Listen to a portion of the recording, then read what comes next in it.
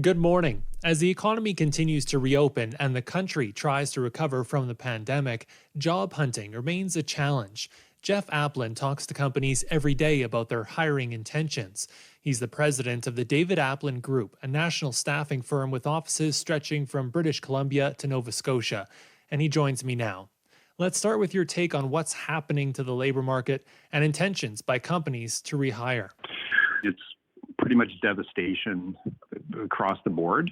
But as people start to try to step by step build back their companies and their businesses and their organizations, what I'm seeing is basically, if you break it down at a high level across Canada, you have about 60% of organizations that have been very clear that they're not going to hire anyone anytime soon. And that means probably 6 to 9 months that they're just not going to hire. The uncertainty is too high. Their revenues have been reduced. There's just so many other variables to adjust to: working from home, not working from home, second wave, no second wave. All of these things, impact of government programs, et cetera. So about 60% of employers, even if they need to hire or want to hire, they're not going to hire for any time soon. Probably, like I said, 6 to 9 months, which puts us into early 2021. Of the remaining 40% of employers, what I'm seeing is basically you have 20% that are still going to continue to trim jobs because they're struggling so much, and they'll continue to do layoffs. And then the final 20% of the total labor market will consider hiring in the near term, so in the next sort of 3 months or so. So that's what I'm seeing in large buckets. 20% still shrinking.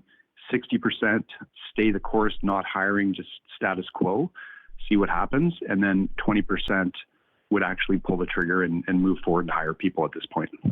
Are some provinces faring better than others? The labor market is very choppy everywhere. So it's full of kind of stop-start. We might hire, we may not. We're in a hiring freeze. It's being extended. No, wait, it's not. So it's very volatile, and that goes right from Halifax through to Vancouver.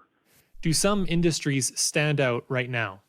For sure, technology as a broad industry, and all the job categories in the tech industry continue to experience shortages.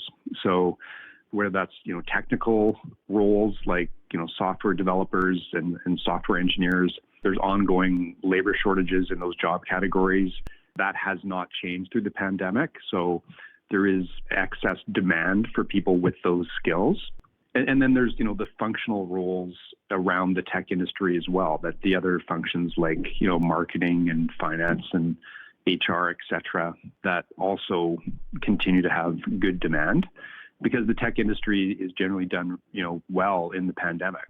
And then there's other categories as well. Of course, groceries, food, delivery. So anything that's, delivery to home, logistics, the couriers, these types of organizations continue to do well.